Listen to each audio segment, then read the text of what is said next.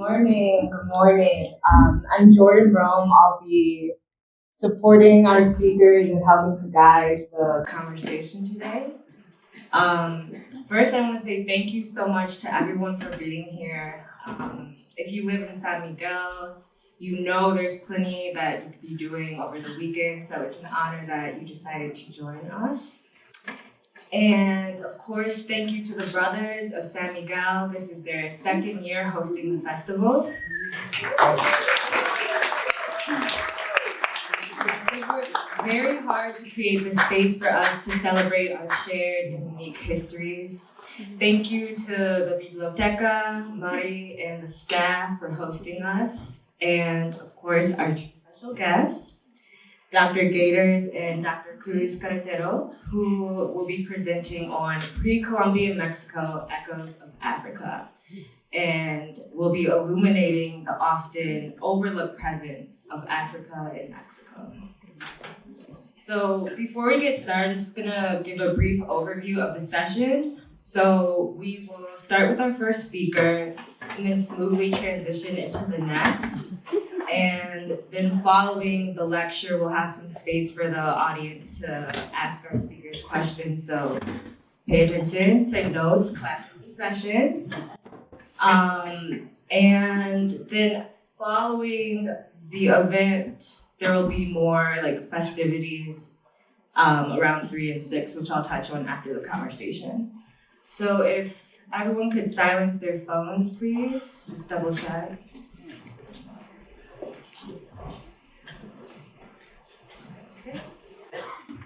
And without further ado, I'll introduce our first speaker. So, our first speaker hails from the south side of Chicago. He is a researcher and historian of Black freedom in the Americas, focusing on the economic, political, and social impacts of African descendants throughout Latin America after the abolition of slavery. He holds a PhD in Latin American history and is currently a history professor at the University of Tennessee, Knoxville. So like many of us, Dr. Gaitors discovered his path through an unexpected turn. During his undergraduate years, what began as a required course in Black Latin American history and society became a pivotal moment in his journey. One day, while viewing images of Brazilians in class, he saw a woman who looked practically identical to his sister. This powerful connection ignited a passion that has guided his career path ever since. Here to explore the African diaspora and continental Africa's profound connection to Mexico, please give a warm welcome to Dr. Beau Gaitors. Good morning. Good morning. Can you all hear me clearly? Yes. All right, so we'll go this way. I want to start with thanking you all for being here. As Jordan said, you could be doing much more with your time instead of sitting at a lecture. I'm happy that you're here. I'm looking forward to providing some insights and to receiving some of your questions and comments as we continue to explore this topic. I want to thank the Brothers of San Miguel de Allende for inviting me a second time and just giving me more thought to the move to Mexico. And I also want to thank the Sisters of San Miguel de Allende. Hola, perdón a las personas que hablan español, que yo estaré hablando en inglés. Mejor a ti. Okay, so I was just giving my gratitude to those who have taken the time to make this such a great event. And last night we had an opportunity at reception to understand that this is more than an intellectual engagement. It really is the meeting of some powerful souls.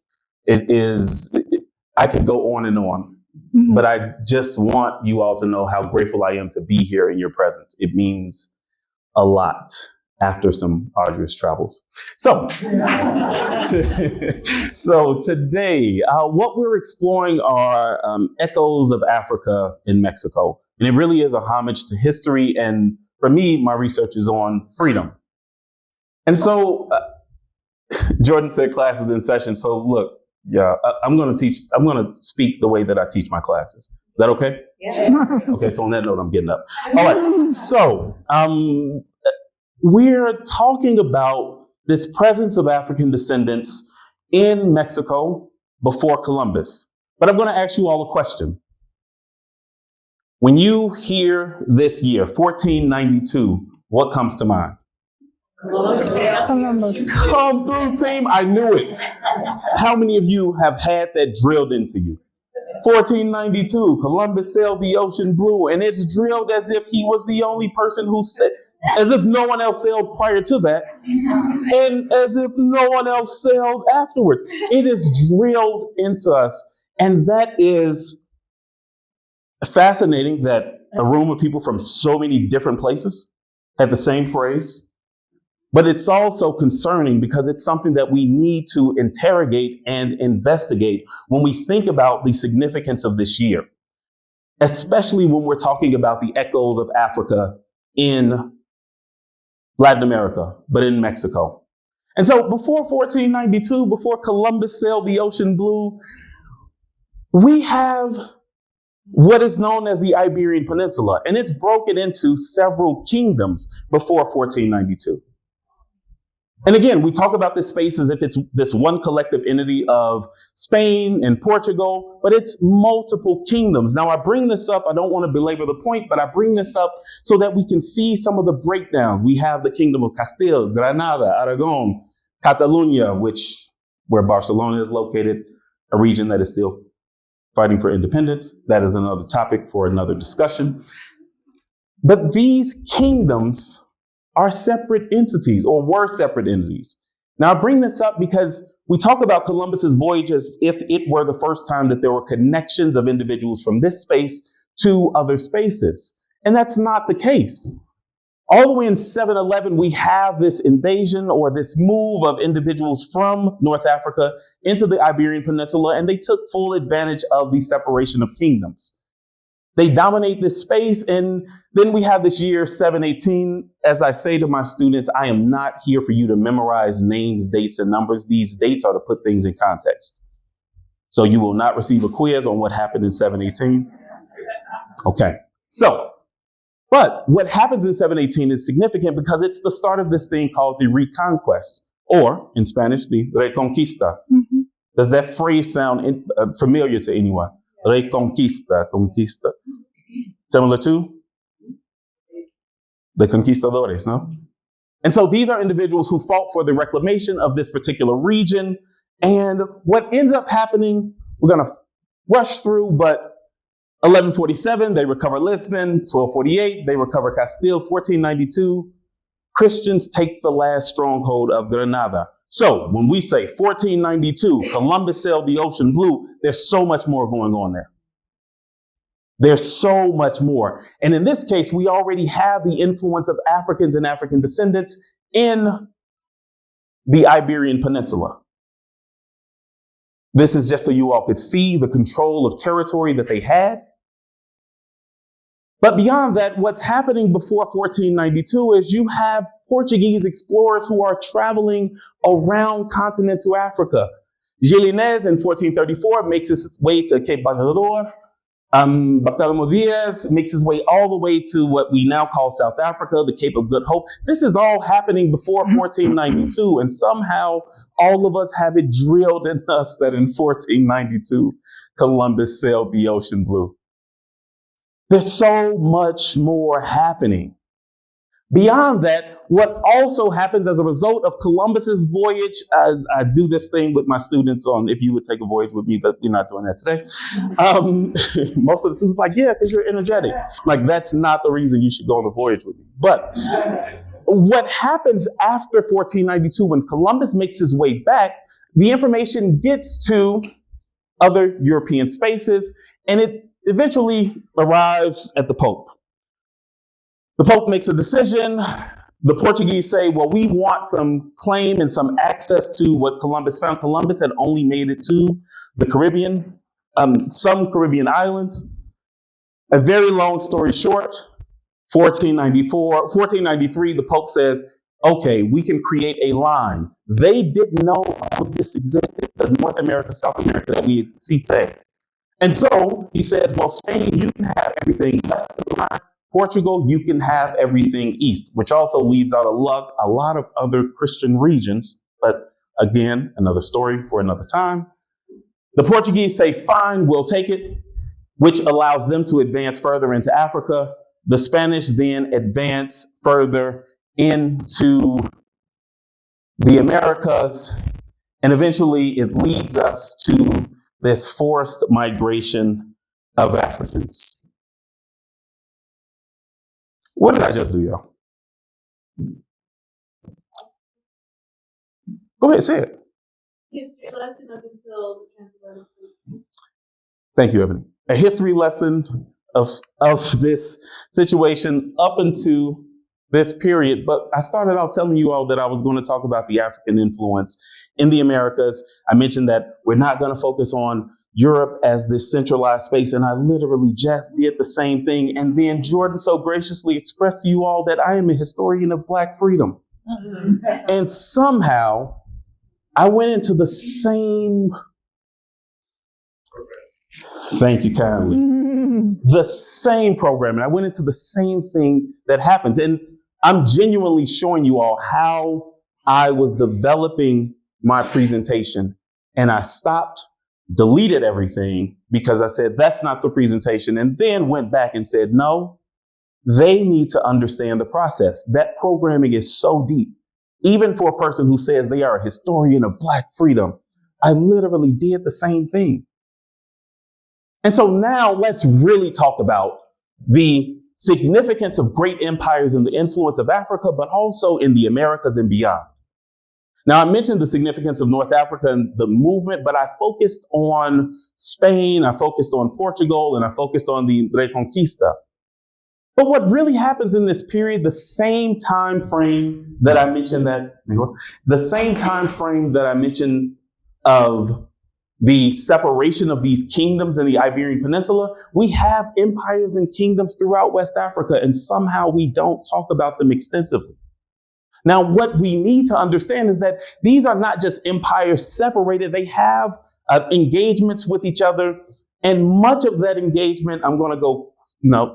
I always tell my students I don't like to give them buffers because then they look for things. So let's just roll. So what ends up happening is these kingdoms, they are connected in a range of ways, primarily through trade. And so we have this trade in the Trans-Sahara trade route where this empire from the region of Ghana, not the nation that we call it today, they're connected and they're trading things like gold and salt. Ghana, a major producer of gold. Significant technical skills for the excavation of gold. I want you all to remember that. Now, I'm going to ask a question because we're in class, right? I'm not going to call on you, but I'm just going to ask a question. What geographic features did the trade routes cross north of Ghana? How do you think goods were transported and what was traded? I gave you one. Gold. Come. We're going to take the low-hanging fruit. Let's go. All right, gold. Now, so the other two questions. What are they crossing? They're crossing the desert. Anything else? They're crossing the desert. They're crossing mountains. And then if they're going further south, what are they also navigating? So again, we're looping back to 1492, Columbus sailed the ocean blue. It's not the only one with ships. There's this level of navigation that's already taken place in continental Africa that is significant for trade that becomes a priority in many spaces, especially in what's now called the Middle East, ranging from Cairo all the way into the interior. But what we're going to talk about now is the trade routes that existed. I started with Ghana, but then there's the height of this route in Mali. This is great. I'm well on time. And then there's a decline. We're not talking about that decline. It's up there because, again, I want you all to see the process. It's so programmed that a person who says, I am a doctor of history of Black freedom, somehow still wrote that on the slide. And I left it there. I deleted it and came back and put it up there again. Because what we are dealing with is not just information. What we're dealing with is not just new information. We're also contesting embedded information that we've been granted from so many spaces. And I just want us to continuously think about that. And so what happens with this empire in Mali is founded by Sundiata Keita, and it becomes renowned for its wealth, especially Mansa Musa. Have any of you heard the name of Mansa Musa? Mansa Musa, known as the wealthiest person to live, bankrupts economies as he's passing out gold, traveling. Let me give you all some details. So, he's considered the richest king on the face of the earth by reason of wealth and treasure of gold. Remember, they're coming from a region that has significant deposits of gold. And so, his empire is connected to Islam, and they take a pilgrimage or a Hajj, where he travels to Mecca in 1324. But on his voyages, Mansa Musa travels with scholars, travels with merchants, travels with blacksmiths, travels with an extensive party. But this is extremely important because what happens with Mansa Musa is we see this movement further east into Africa and these connections. But what happens with these connections is also the spreading of a history. Now, typically for me as a historian, I go to archives, I look at archival documents, I look at certain materials. But there are some problems with only engaging archives. One, if we're looking at a physical space, it can only hold so many documents. Two, there is a selection process of what goes in and what doesn't. And that means that a lot of histories do not get captured. And it's also certain histories that are collected. I'm bringing this up because I also want to contest some of the things that we think about, which is what is history. It's not just the acquisition of documents from archives. It is also, you all know this. I had a great conversation with the Russians. I had a great conversation after my plane debacle in the shuttle ride over, and we were talking about family histories. How many of you have learned so much about your families from speaking to elders in your family? A lot of that information is not housed in someone's archive, but it is housed in individuals' minds.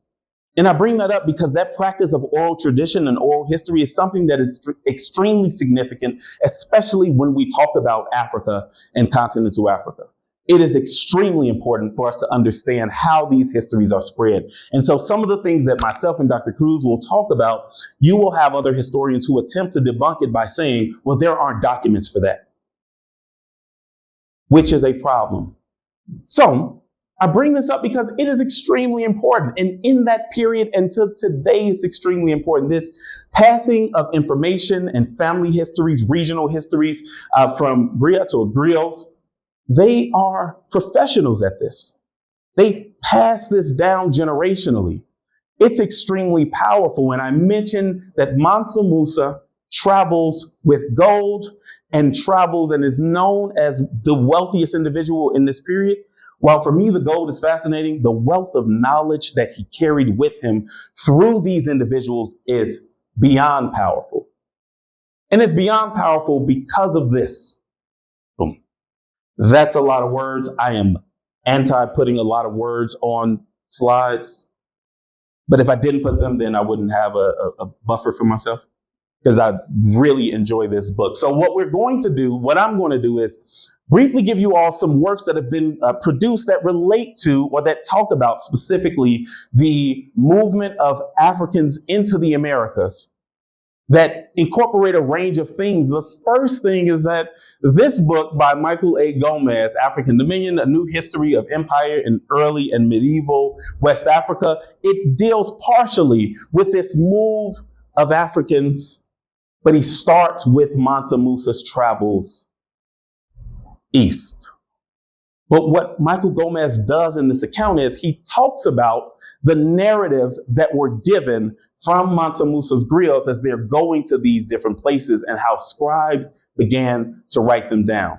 And so Mansa Musa, known as the wealthiest individual, the person who was in power before him took 2 voyages.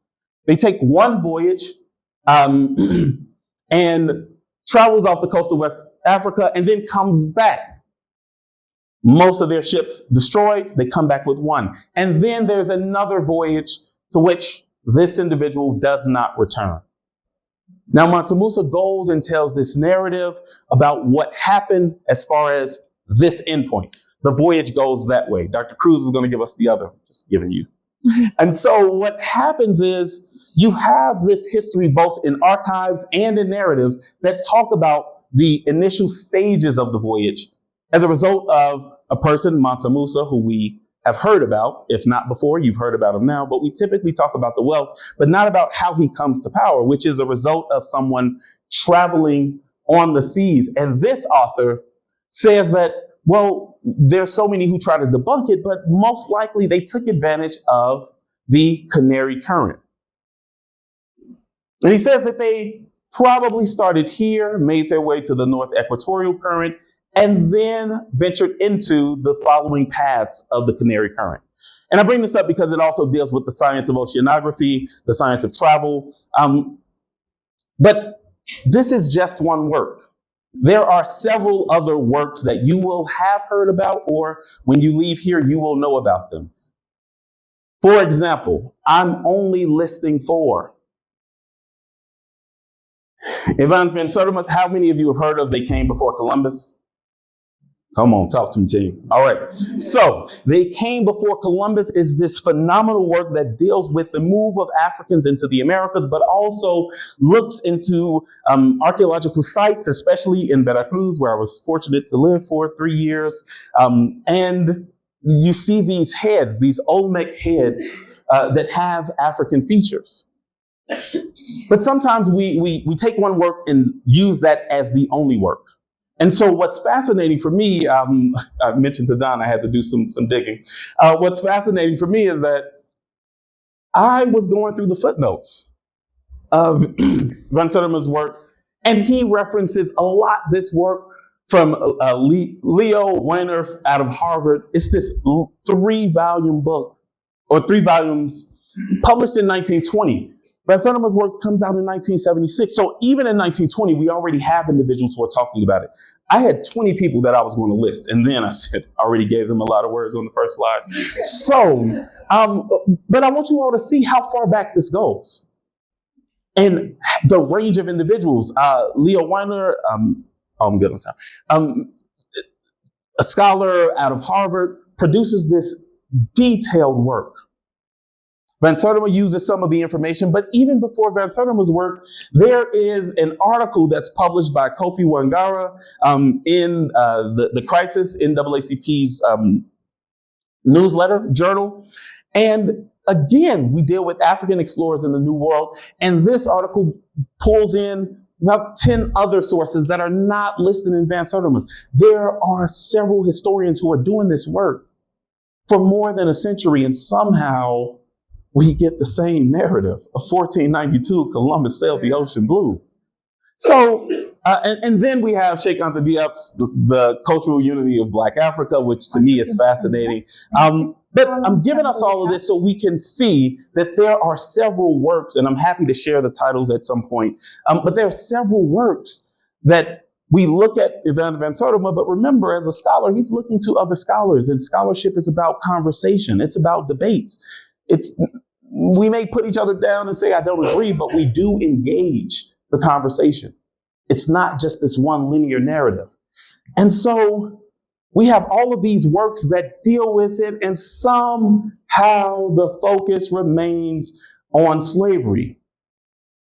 And indeed, slavery played a significant role when we talk about the Americas, especially in terms of labor. For example, when we think about mining regions in the Chocó of Colombia, there is a gold mining region. To this day, they're still producing gold in Minas Gerais, or the general mines of Brazil, it was called Minas Gerais as a location, but now it's a state in Brazil. And then in Zacatecas and thanks, team, and Guanajuato, the silver mines.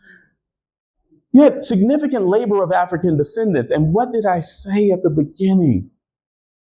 They have technical skills for the extraction of minerals in West Africa.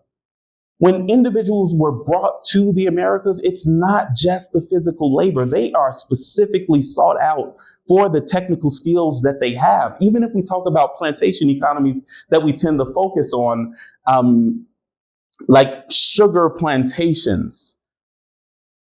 They had extensive sugar plantations in Cape Verde, in the Azores. They're bringing people who have skills. If we talk about rice production in the Carolinas, they're bringing people, and they are intentional of bringing people from specific spaces, but also there's this level of urban enslavement that takes place where enslaved Africans are carpenters, they're blacksmiths, they are beyond talented. But I told you all I'm not talking about slavery.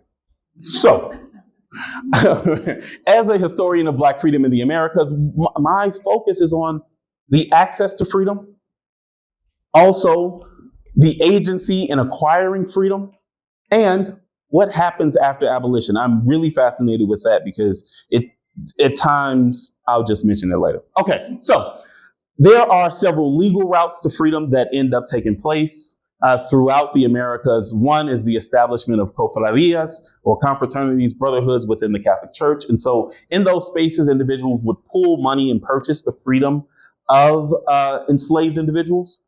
And they were intentional about whose freedom they would purchase. Oftentimes, they would purchase the freedom of women. Any guesses why? Thank you. The status followed the status of the mother. And so they're purchasing, they're ensuring, I don't want to say purchase, they are ensuring generational freedom. Thank you. The other thing is they're purchasing the freedom of the enslaved laborer who might be a carpenter or blacksmith who is required to, I did not mention this, in urban spaces, instead of bringing back a product, they're required to bring back a certain amount of money or sum. And so they're purchasing the freedom of individuals that they know can generate income. And so that way it becomes an opportunity to purchase, to gain more freedom.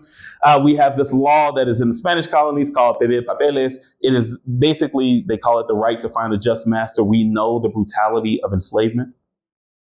And what happened in some places, especially in Havana, for example, individuals could go to court and protest for a different master. And I'm putting this in quotes because they were very strategic about who the next master would be. In many of those records, you see a person coming to court, they protest, they explain the atrocities. So in those records, this is when the archives do come through. You see some of hold my tongue. But what they do is when they transfer to another master, within a week or a month, you see that person come to court and say, hey, I'm granting this person their freedom. They're very intentional. They are brilliant in understanding this system. And for the Spanish, they create this opportunity because it's a release valve. They know that eventually there are going to be some revolts, which we'll talk about soon.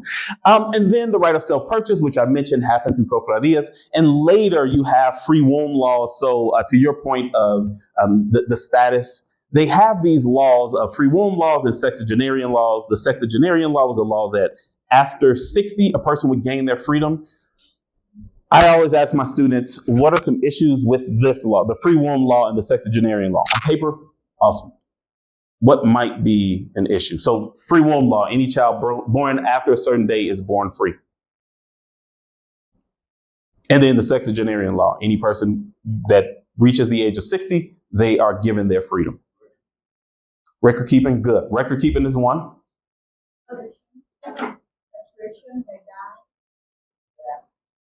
Thank you. They haven't acquired any money. So, a couple, they have a child. The child is born free. Where is that child going to be raised? So, are they really free? So again, this law looks like it's great. And then who's going to care for that child? Because many plantation owners say, well, now that they're free, they have to provide, as well as now that they're free, the Parents have to provide the food as well as continue to produce the amount of required resources that we were forcing them to produce. And then the sexagenarian law. This is in the 1800s. So again, on paper, but no one's making. So I'm bringing this up because these legal routes are good, but we need to talk about the agency that Africans took in order to gain their freedom. And so one, we see escaped communities. I could go on and on about each one, so I'm not going to. In Mexico, we have communities such as Yanga in the state of Veracruz. In Colombia, we have palenques such as San Basilio de Palenque. That, to me, is one of the most fascinating spaces because what they did in San Basilio de Palenque, in my last visit, they were teaching me some of the words from the language because they took the West African languages and maintained them. They have a school where they teach the children the language, how to write it, how to read it, how to communicate in it.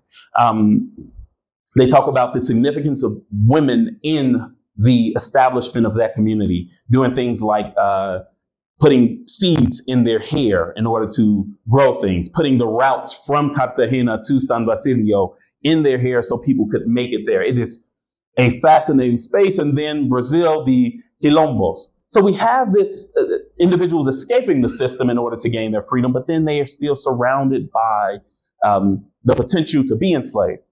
The other thing is, quick question. When we talk about that slide I showed, the transatlantic, the forced migration of enslaved Africans, have you all heard of any revolts on ships? Give me the one that you heard, because I know it.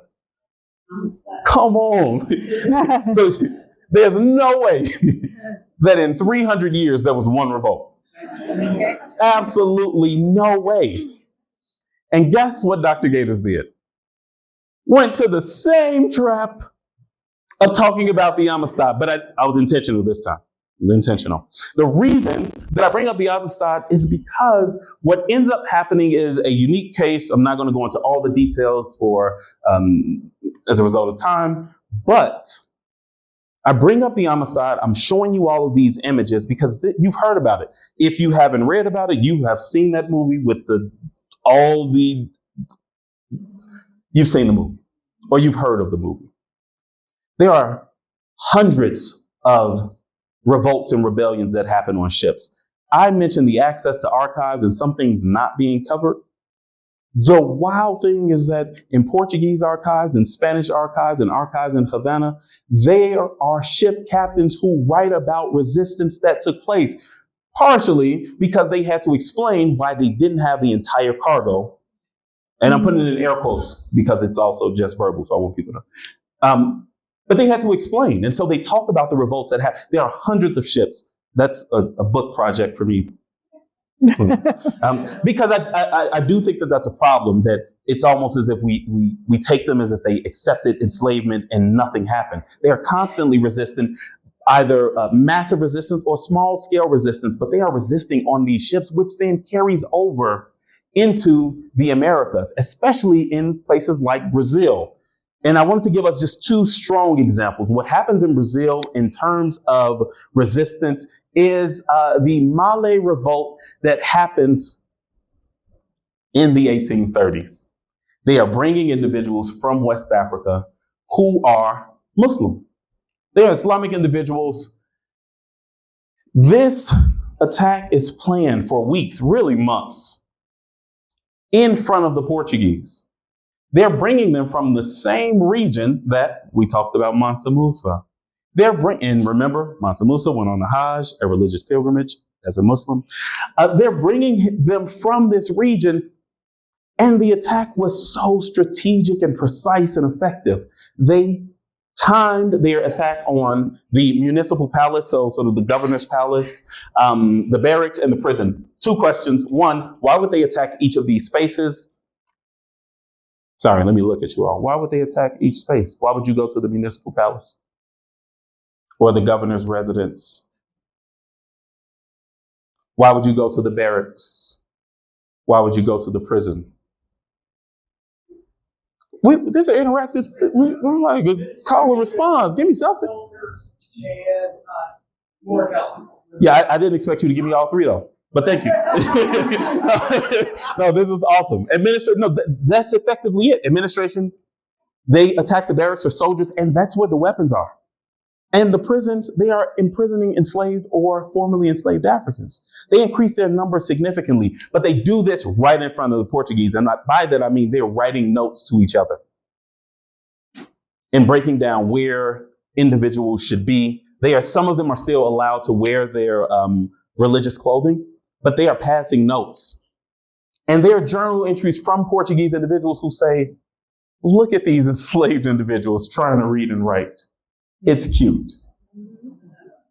Why wouldn't the Portuguese, so now I'm bringing it all the way back, understand what these individuals are writing? What language? They are Muslims. What language? Arabic. And they're writing in Arabic. I believe I can speak multiple languages. I can read multiple. Arabic's not one of them. But I bring that up because they are so smart that they understand that the Portuguese think that they're not smart. And they're also capturing warriors who had been fighting in the region. So they take over the city. Eventually, the Portuguese send troops. They reclaim the territory, but they do not execute all of them. They say, we cannot create a huge population of martyrs. And so from Bahia, and someone's traveling to Bahia soon, but from Bahia, they end up sending them back to Africa, in quotes, but they send them to Ghana. They don't send them to the region that they were originally taken from, but they send them to this region that to this day, the European language that dominates Ghana is English. But if you go to this community, they still speak. It's a community within Ghana. If you go there, they still speak Portuguese with the Brazilian accent, the sort of suave way of speaking. So the other thing that I'm going to mention is the Haitian Revolution. It is the large-scale revolution that happens in a portion of an island that is the richest colony, or was the richest colony, so the largest wealth producer in the Western Hemisphere. But this revolution, it leads to the creation of the second independent nation in the Americas. It's the U.S., then Haiti. And again, that's something we don't talk about deeply. Haiti becomes influential for the independence struggles of the rest of Latin America. But we don't talk about that. Simon Bolivar goes to Haiti and sits with the Haitian president, Alexandre Pétion, and asks for both military and strategic assistance. These revolutions are not just sparks. These are examples of the intellect that these enslaved Africans had as they gained their freedom.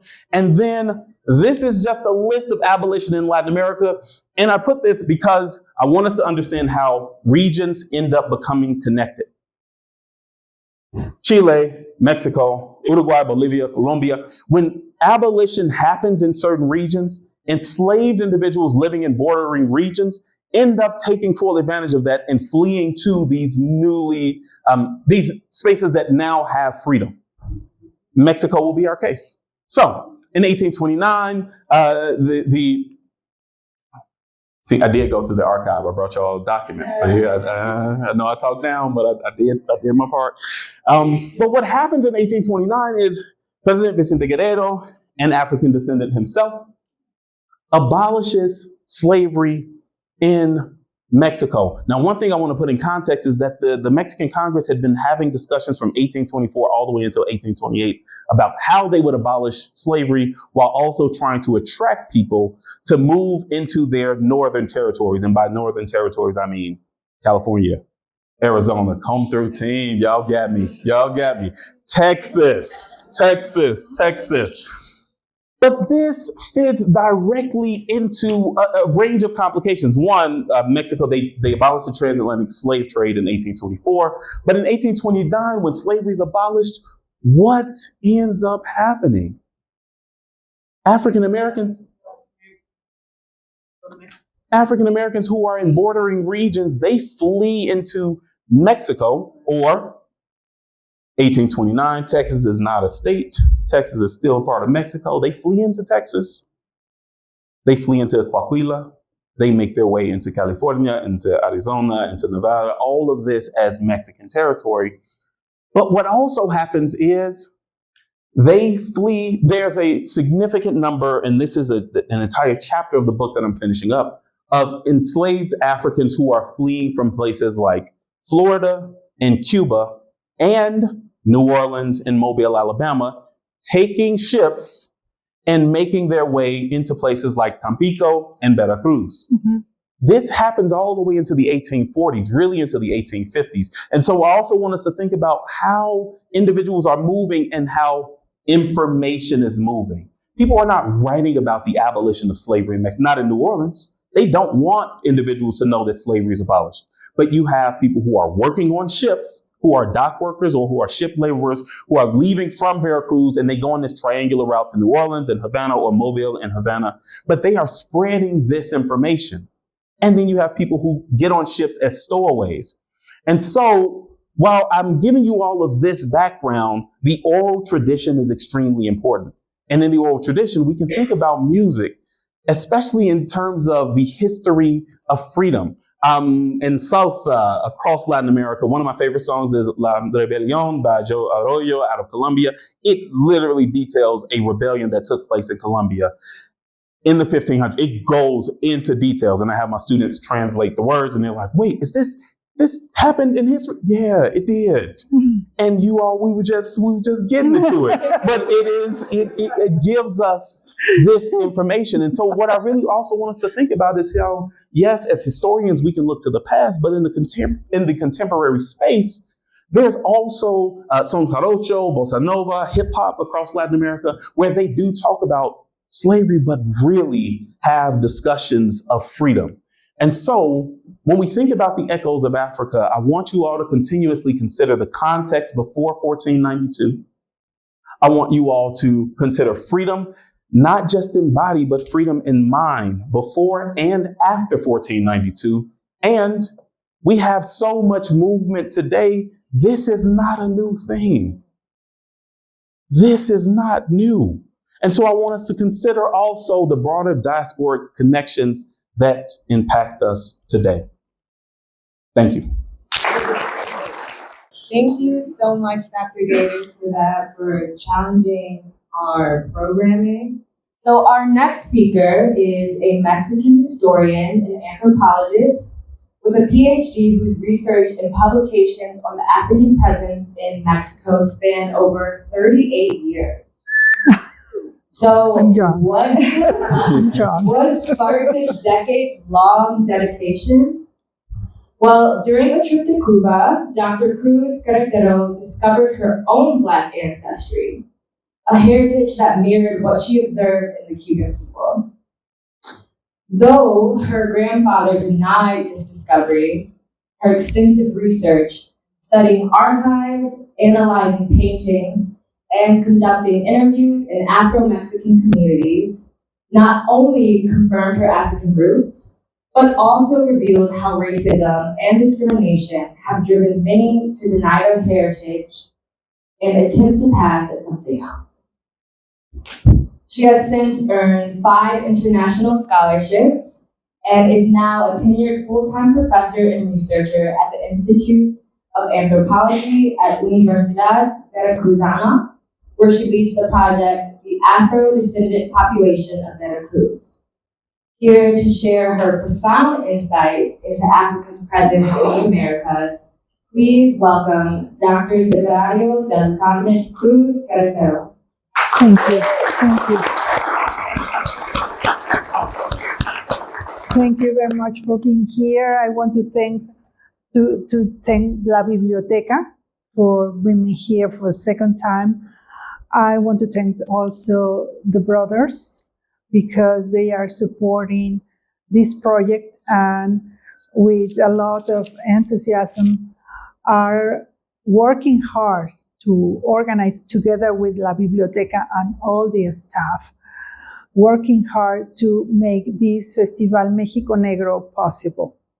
And well, now I'm going to talk about, besides the images and this daring question about African presence during pre-Columbian times, I'm going to talk about some evidences that I have collected thanks to the guidance of some authors like Dr. Beau Gaitors mentioned before, who talk about these African evidences before Columbus.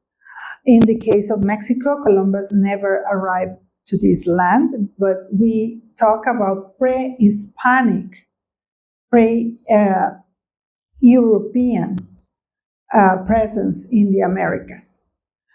And later on, I'm going to talk about what are the evidences of this African heritage now. So, ¿me prestas tu marcador? Muchas gracias. Gracias. Where are the Afro-descendant people now? We have some areas that are, I'm going to stand up because as well, I like to teach, to give lectures if I will be in the classroom, so students, my students, where are located now? We identified the north of Mexico in the area of Coahuila, where the Mascobos are located. They settled down during the 19th century, thanks to the arrangements of President Benito Juarez, because he allowed them to settle down there, these Mascobos, because they became border patrols. They had the work to stop all the Americans who wanted to invade more land beyond Texas. We have a long line of African presence along of Gulf of Mexico. It's Gulf of Mexico, remind that.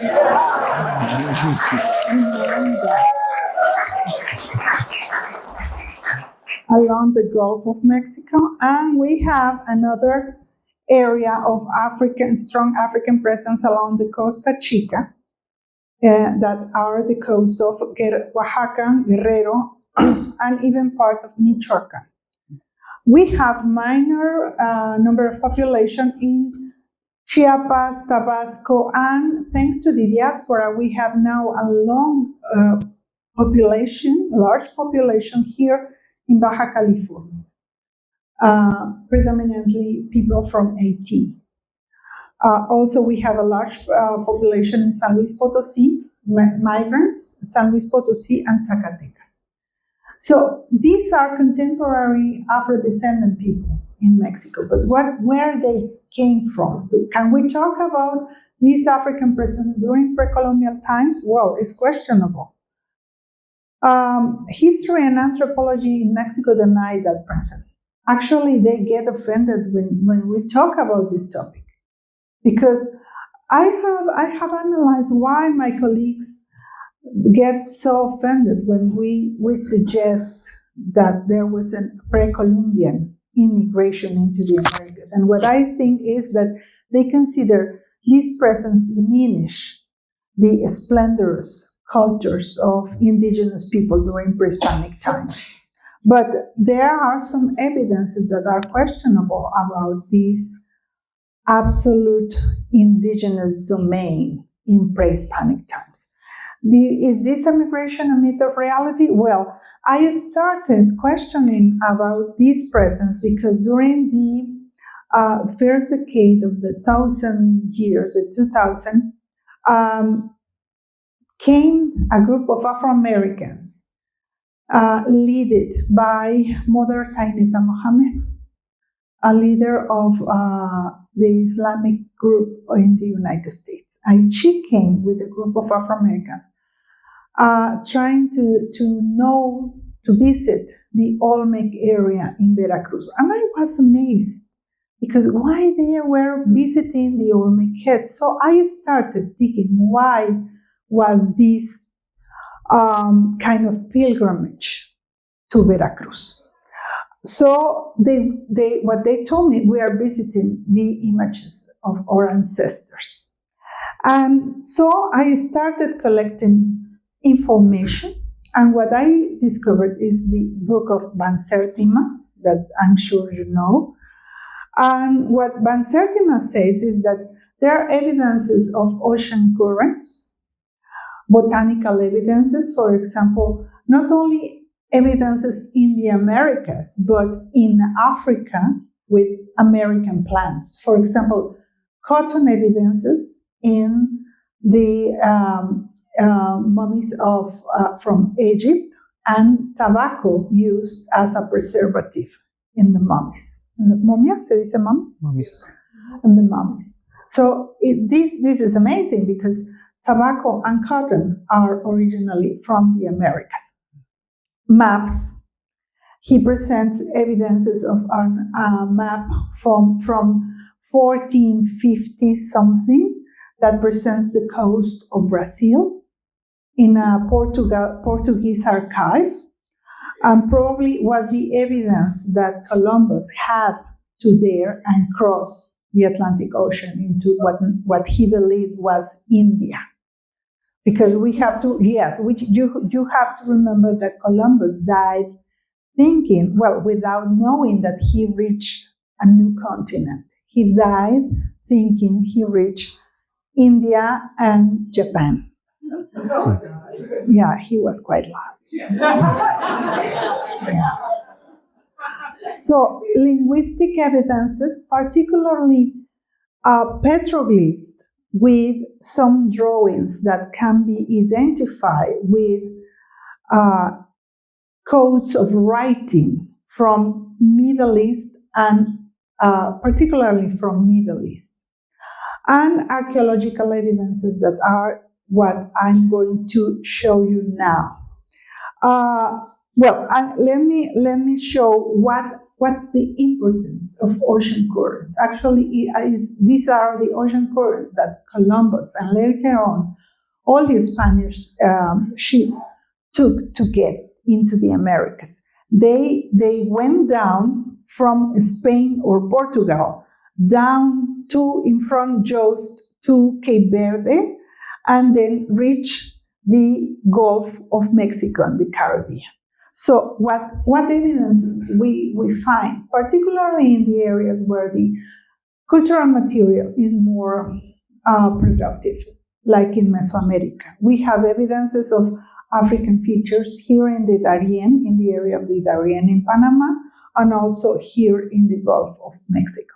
So think that the ocean currents are constantly moving, and it was the mean of communication for the transatlantic trade. Later on, during colonial times, actually the Spaniards during colonial times going back to Europe, took this stream and get back into Europe. This is a group of figurines that are in the National Museum of Anthropology. Actually, they are considered indigenous. But when I saw these figures, I actually asked the curator of the National Museum of Anthropology, and he told me, no, they are definitely indigenous. And why he has curly hair with a mohawk? Or this group of, I can give you my presentation if you want. I can share it. I don't have problem. If you want a copy of this presentation, it's for you without any problem. This is the same character. This figurine is interesting because it's produced with mold. Some other figurines made of clay are produced made by modeling. But in this case, this figurine, group of figures, were produced using a mold. So it's the same character, at least here and here, but using a mold, but with different ornaments. And he is probably a priest wearing a ritual costume, but is evidently for me the African features. I don't know what you think, but for me it's evident. And this is a different one. It belongs to the same tradition of production of clay figures from the central area of Veracruz, but has the same features. Well, when I ask one of my colleagues that is more open to accept this African immigrations during pre-Columbian times? He told me, well, yes, but we don't have an archaeological complex that we can accept that is from African origin. What means an archaeological complex? A pattern of settlement with buildings, housing, ceremonial centers, and production of clay or other cultural material. And what he says is that as he accepts these possible immigrants, he says they probably were random immigration, or like Dr. Beau Gaitors presented. And this group of ships that were sent with intentionally to explore the west side of Africa, crossing the ocean.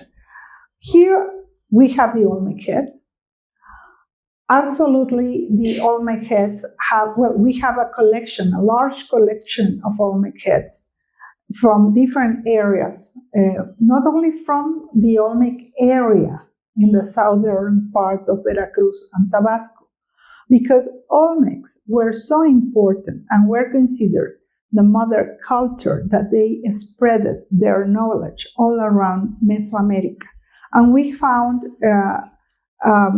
Olmec heads in areas far away from the Gulf of Mexico, like Hidalgo, for example. This was the last Olmec head discovered in Mexico. And recently, well, not recently, in the first decade of 2000, it was discovered another Olmec head, but not in Mexico, in Smithsonian storage.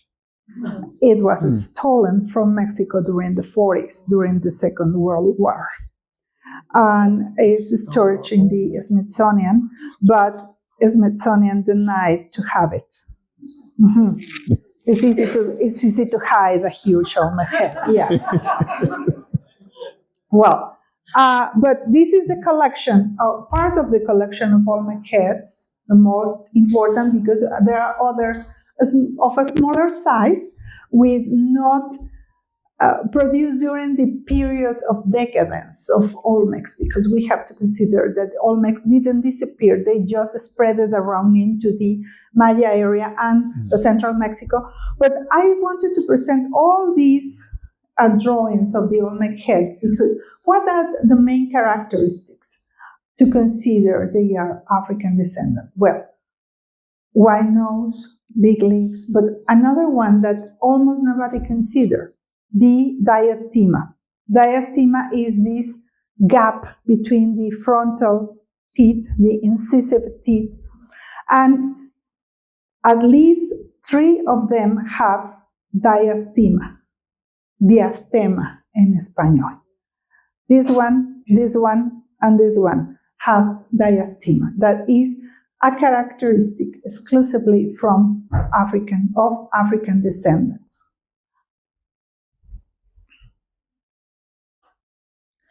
There are another tradition of sculptors considered named globe shapes of scultura claviforme.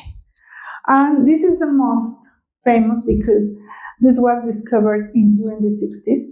And the archaeologists who discovered it say that he looked like Muhammad Ali. And since that time, this archaeological piece was named El Negro. And as you see, he looks very African. And also there are some mural paintings from Las Higueras. Is an archaeological site in the central north of Veracruz. And the original site, archaeological site, was covered with mural paintings. Now the site was transformed because the archaeologists decided to take the mural paintings off because they were in risk to be vandalized.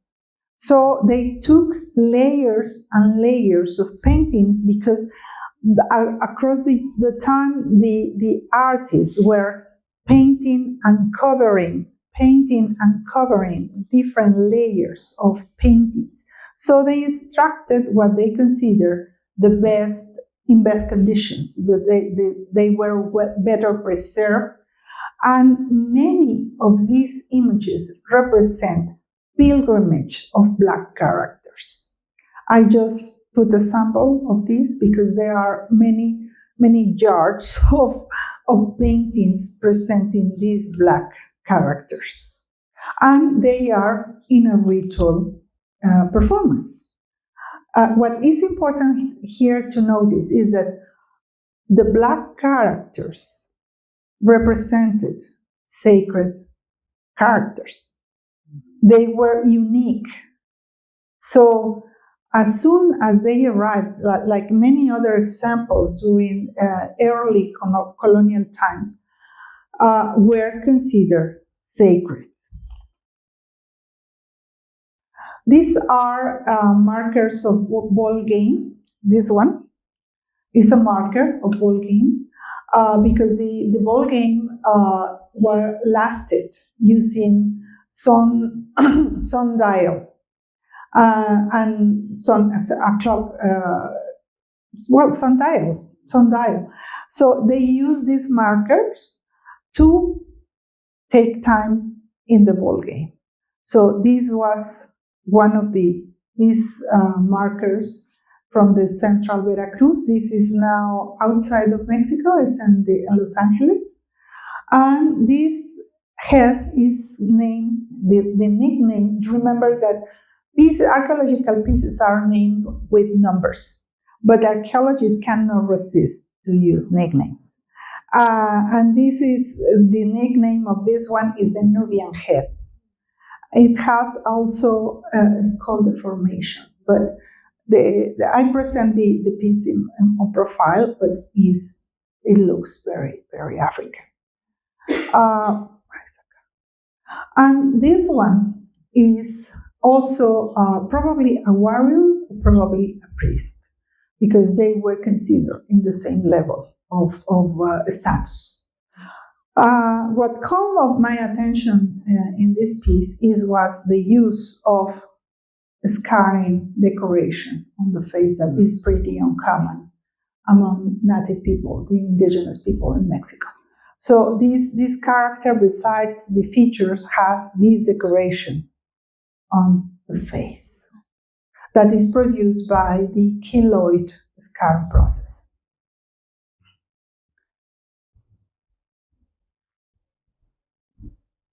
No cambia. A ver, le cambio. Okay. Not only Van Sertima referred that there were others who arrived to the Americas before the Europeans. Gavin Menzies is a British who lived in China since he was a kid. He learned how to read and write Chinese, and he became a historian.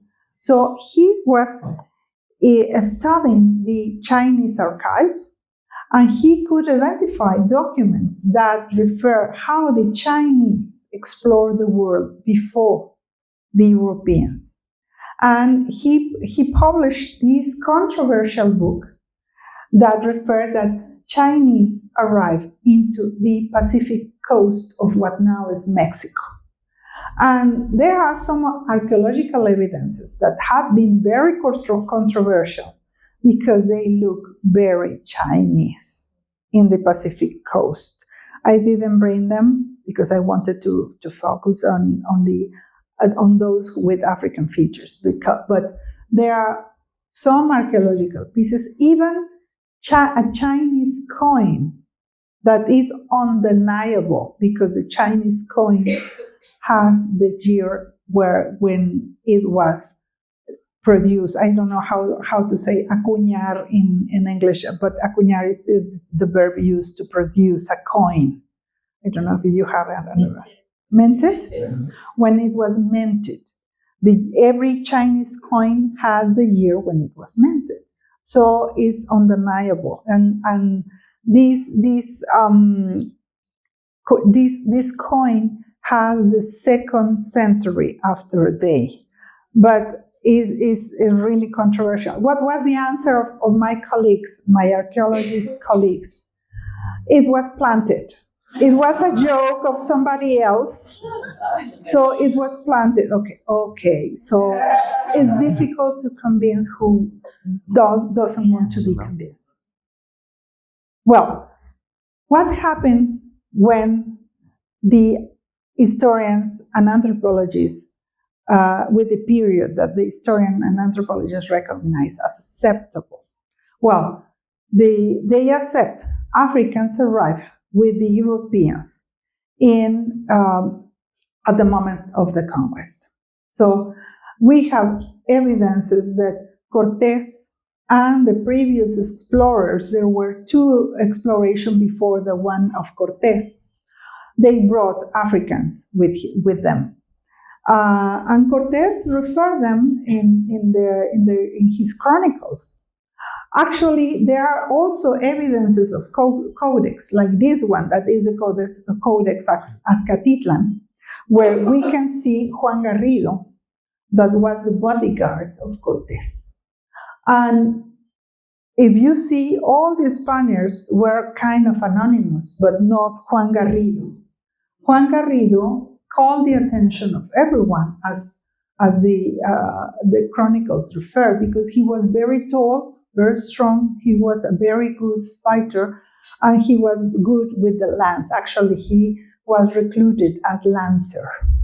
And here we can see him with his lance, and Cortés has all the confidence with him. He trusted his life to Juan Garrido.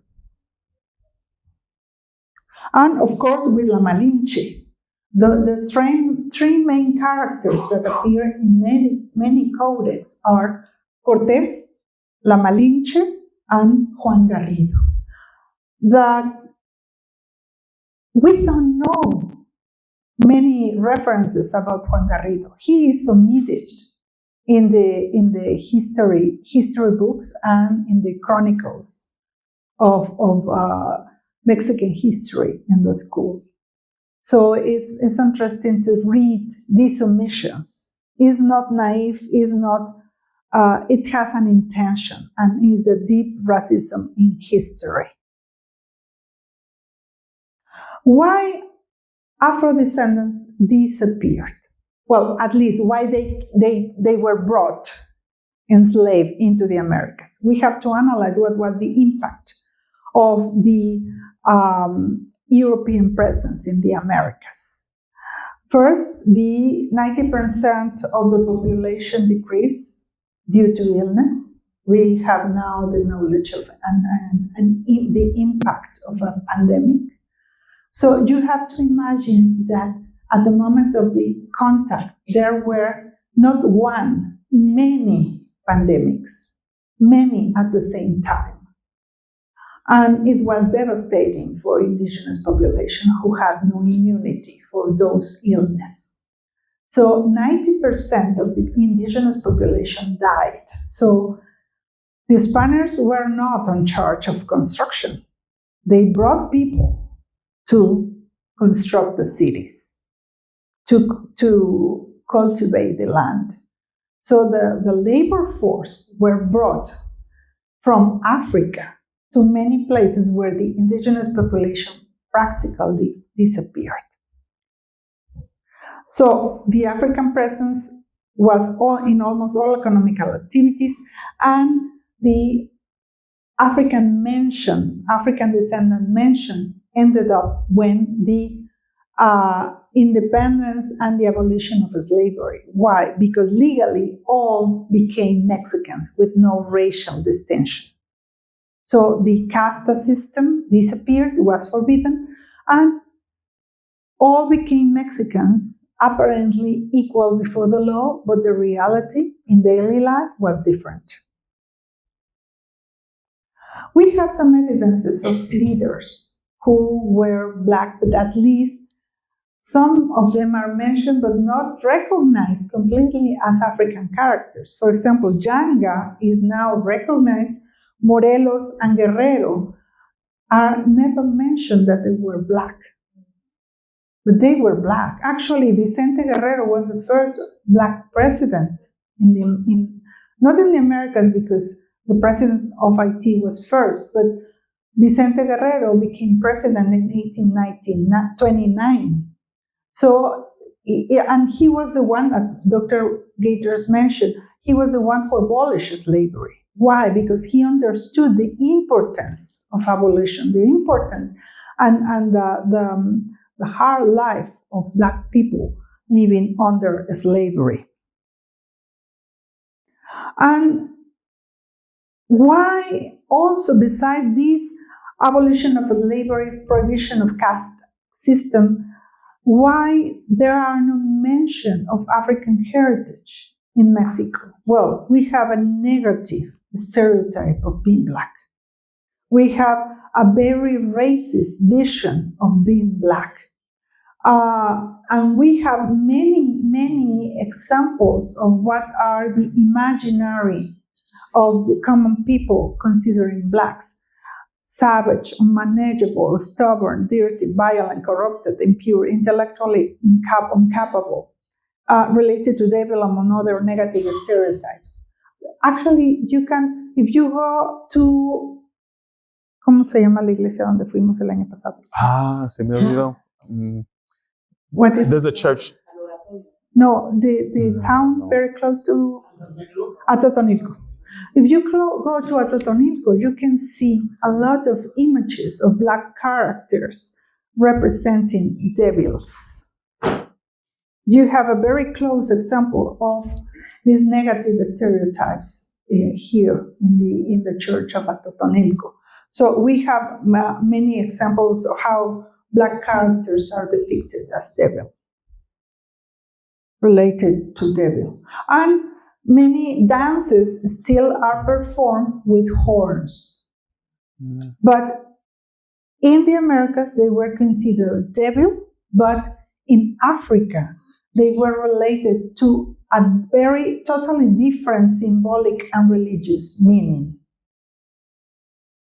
Yeah, the casta system. The casta system were paintings ordered by a buyer of the painting, and they are depicting apparently naive images of a mother, a father, and offspring, but the reality is that there are negative connotations alluding blacks. For example, the lady here is depicted with a jar of chocolate, and the chocolate was associated to sorcery. So what's the meaning, the message here? This lady got this guy using sorcery with chocolate. The chocolate, she puts corporal fluids and other ingredients to enrich or enchant this gentleman. That is why he married to her, or probably that is why he has her as a concubine. Or they are depicted violent. The lady has a spoon and is going to hit the kid. And once again, the jar of chocolate. Or other violent images. The lady is fighting with this guy, the jar of chocolate here, or a man is beating her wife. So there are many images like these depicting negative stereotypes. Okay, gracias. When the 19th century gets, with the abolition of caste, people, Afro-descendants, are considered just Mexicans. But travelers depict some images of those blacks, particularly along Veracruz. But they don't represent good images at all. This is painted by Linati, a very famous European painter, and is depicting once again Afro-descendants in a violent image. This man, like a lazy man, lay down in a hammock beating her wife. And the wife is working hard. So this is negative stereotype repeated and repeated once again and again, with few references made by foreigners, but those references are not good. Gracias. Colonial archaeological evidences. These pictures are from the last year. This is an hacienda very close to Jalapa, and the archaeologists decided to explore it because the owner of the land wanted to destroy it and construct an hotel boutique. And these are the barracks of the slaves, and this group of drawings are painted there. I don't know what the meaning of this. Actually, these are the few photographs that I got, because the area was totally destroyed. But it was interesting to me to see these kind of graffitis in the area where Africans lived. What are the meanings? I don't know. I have to explore more about symbolic drawings, religious drawings, trying to find out what was the purpose and the meaning of these drawings all around in the space where they lived.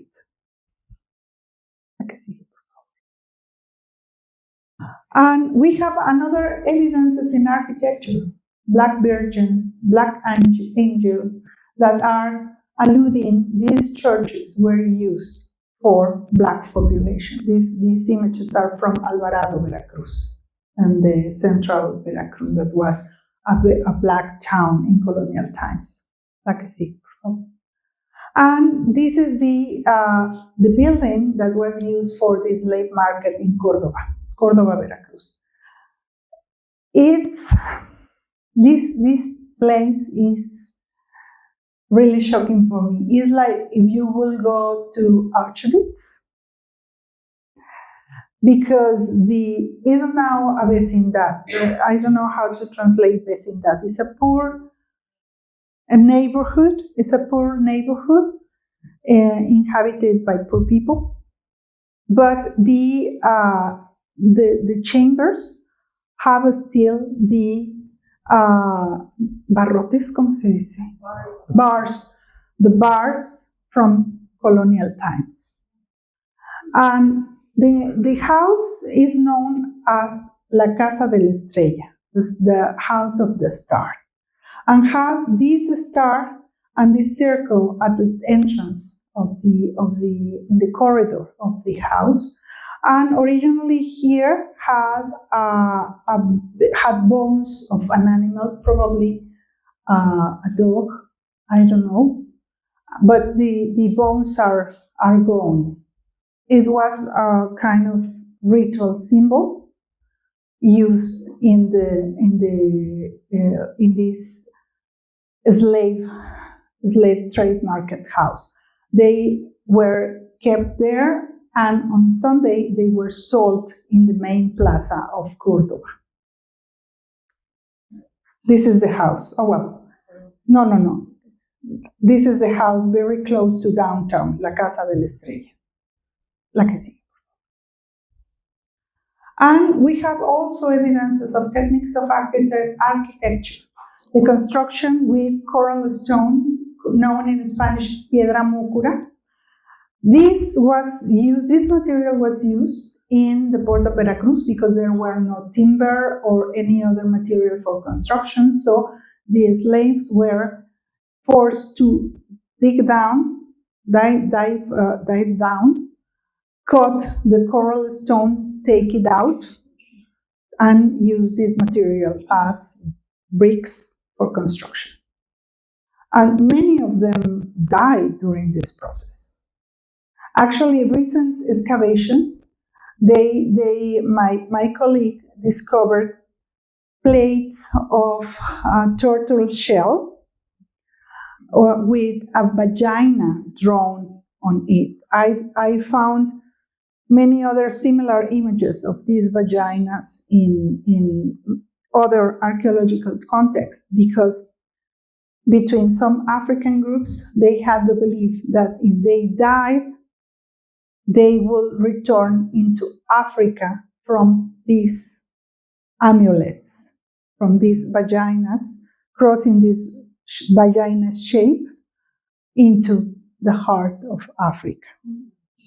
And I have found the same belief, but with the scars of some trees that are in Swahili are named Mosamb, and that's the root of Mozambique, Mozamboa. Is this vagina shape? Is the word Mosamb. So the coral stone is an undeniable marker of African presence in the construction.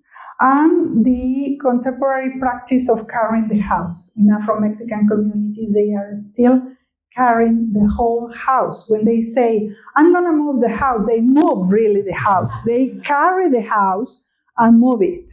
It was a common practice since colonial times when they had to move the barracks. So they are still practicing this custom of moving the house. Like I see. Well, why they disappeared? Thanks to why people think Afro-descendants disappears. Because mixture process. There is a common passing for practice. There is a tendency of whitening process. A tendency to improve the race, mejorar la raza, or refinarse, refinement. That is an allusion to sugar cane production. The white sugar is refined, the dark one is not. And thanks to pigmentocracy, yes, hierarchization, thanks to color of skin. So that is a common practice in a country that denies to be racist. But we are deeply racist. Like I see it before. How is it possible to identify the African descendants now? Thanks to phenotype. I know that it's quite sensitive to talk about phenotype in the United States. But here in Mexico, there's no other way to make conscious people but alluding the phenotype, physical characteristics. Names of towns and cities. These are some of the names of towns and cities in Veracruz. More than 40. You can read them. Like I see you before. Names of castas. The names of caste system became surnames, and these are some of them. Or physical characteristics that became surnames too. Like I see you before. Numbers are also a marker of being African descendant because they arrived and baptized all of them with the same name, but they distinguish each one with a number. Or places from Africa that I have identified them in Veracruz, Mogo, Mazaba, Shosho. They are names in Veracruz. La que sigue, por favor. More surnames from Costa Chica that refer something related to African descendant, or names of saints or virgins that were a marker to allude that they were reluctant to conversion. My surname, Cruz, is one of them. La que sigue, por favor. And many other features, festivities, names of towns of city, cuisine, magic religious processes, iconography, the devils, Black Christ, Black Virgins, and migration. Afro-Mexicans realize they are African descendants when they arrive into the United States as an illegal immigrants.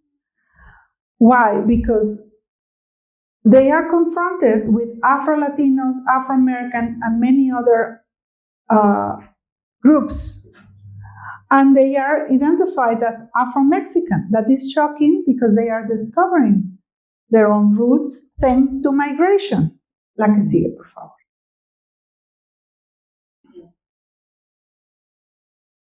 And music. Music is another marker to identify African presence.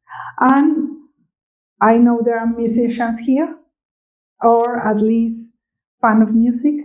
And Dr. Gaitors referred Afro-Jarocho music, and I have a sample of Afro-Jarocho music, so you can notice the African heritage structure in the way of singing, the system of call and response. Ahí váyanse preparando,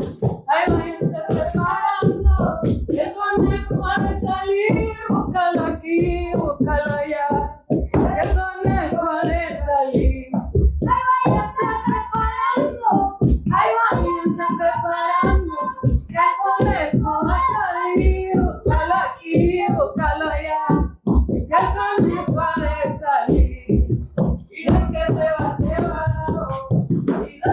escuchando, que no lo dejen salir, búscalo aquí, búscalo allá, que no lo dejen salir. Los que están escuchando y los que están escuchando, que no lo dejen salir, búscalo aquí, búscalo allá, que no lo dejen salir.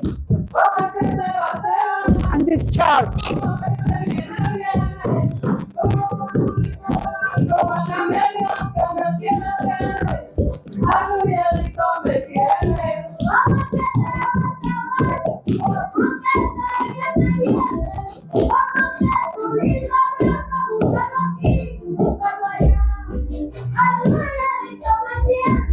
Ya, mija. Ya. Gracias, mija. Gracias. You see the structure? You see the structure, call and response, and it's the same in hip hop, jazz, blues. So we have the same structure of call and response in Jarocho music with a strong African heritage. And musical instruments, the tambourine, the donkey jaw, the wood stage, that is also a musical instrument that you saw. As you could see, my daughter was stomping, and is also a musical instrument. Okay, next one. And well, all these characters are essentially cultural features that Mexican population can identify. Okay, check. But it doesn't conform. They don't conform an Afro-descendant identity. It's more complex. Is embrace your African heritage, that is a strong process. Or sometimes they just embrace the African heritage and they are focused and dedicated to present folklore, dancing, music, but not constructing a Black identity to defend our rights. That's another stage. Most of Afro-descendants who are aware of their Blackness or their Black roots, they stay only in the folkloric or festivity stage. And well, we are in a process of constructing an upper stage demanding for an inclusive law for Afro-Mexicans. We are in this process. And demanding real affirmative actions for legal positions in the Chamber of Deputies and Senators. It's been a strong fight because there are many imposters who present themselves as Blacks and they are not. And it's a difficult political game, but we are in the fight. And with this, I finish. I think it's the last one. And it's a strong progress, it's a strong fight to convince those who are Afro-Mexicans really say yes. They are, education is our line of fight. The classroom is our best confrontation area with history, and with reality. Thank you very much. Thank you very much. Thank you.